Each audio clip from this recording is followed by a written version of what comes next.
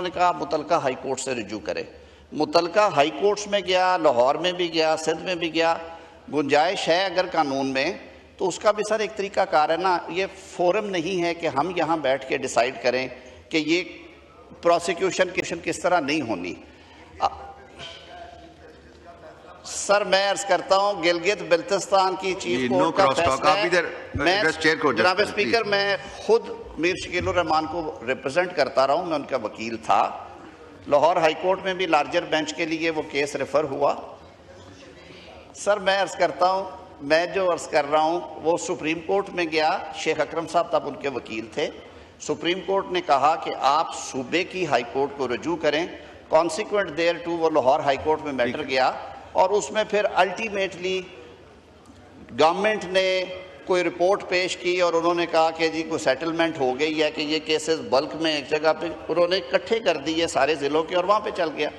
میرے کہنے کا مقصد یہ نہیں ہے کہ یہ صحیح ہے یا غلط ہے. میں کہتا ہوں سر یہ فورم نہیں ہے. فورم اس کا عدالت ہی ہے.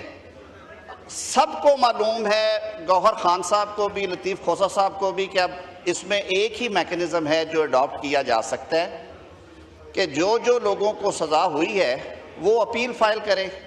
اپیل فائل کریں گے، ان کو انٹرم ریلیف بھی ملتے ہیں، وہ ساتھ درخواست دیں گے. لیکن سر اس فورم پہ اس کو پولیٹیسائز کرنے سے کیسز کے فیصلے نہیں ہوں گے. یہ پوائنٹ سکورنگ ضرور کر لیں گے کہ ادھر سے ایک لیگل آرگومنٹ آئے گا، ادھر سے دوسرا لیگل آرگومنٹ آ جائے گا.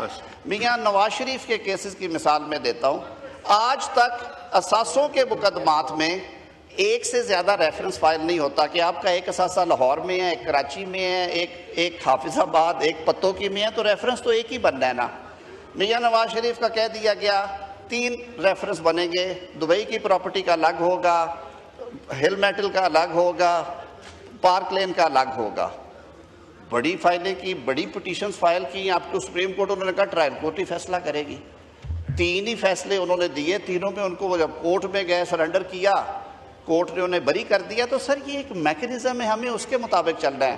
باقی بات کہی ہے بیرسٹر گور نے، میں نے کل بھی کہا تھا، میں آج بھی کہتا ہوں کہ جہاں تک تعلق ہے کہ اسمبلی کو چلانا کس طرح سے ہے، ماحول کیسا ہونا چاہیے، ہماری ذمہ داری کیا ہے، لیجسلیشن کس طرح سے کی جائے. وزیر اعظم کی بھی ہدایت ہے، ہم نے کیبنٹ میں بھی یہ بات بیٹھ کے کی ہے. میں پھر آج ریپیٹ کرتا ہوں، آئیں بیٹھیں، جو اچھی تجاویز ہیں ہم مل کے، جیسے میں نے پہلے کہا ہے 7 مہینے سے سر بل پڑا ہوا ہے کرمنل لا امینڈمنٹ کا. آپ کہیں گے کہ پتہ نہیں اس میں کیا چیزیں چھپی ہوئی ہیں. کمیٹی کے حوالے کیا ہوا ہے. آپ سارے ماشاءاللہ آپ قانون دان بھی ہیں. آپ بیٹھیں وہاں پہ آ کے ہمارے ساتھ، ان ترامیم کو تبدیل کریں، پیسج کے لیے لے کے آئیں تاکہ عام آدمی کی زندگی بھی آسان ہو. اس کا فائدہ سیاستدان کو بھی ہے، اس کا فائدہ عام شہری کو بھی ہے. لیکن سر یہ فورم نہیں ہے جہاں پہ ہم سب جوڈس میٹرز جو ہیں یا عدالتی فیصلوں کی، آئین ہمیں روکتا ہے کہ ہم عدالت کی حد تک ایک مناسب حد سے آگے نہ جائیں. میری یہ استدعا ہوگی کہ sir this topic be discussed in the courts instead of on the floor of the house.